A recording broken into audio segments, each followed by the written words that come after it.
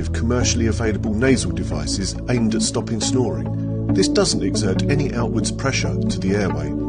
The packaging states it works using the ancient Chinese medicine of magnetic therapy. When inserted, the fit was secure, but it did cause an occasional uncomfortable tickling sensation inside the nose. When nudged during sleep, some short-lived discomfort to the septum was experienced.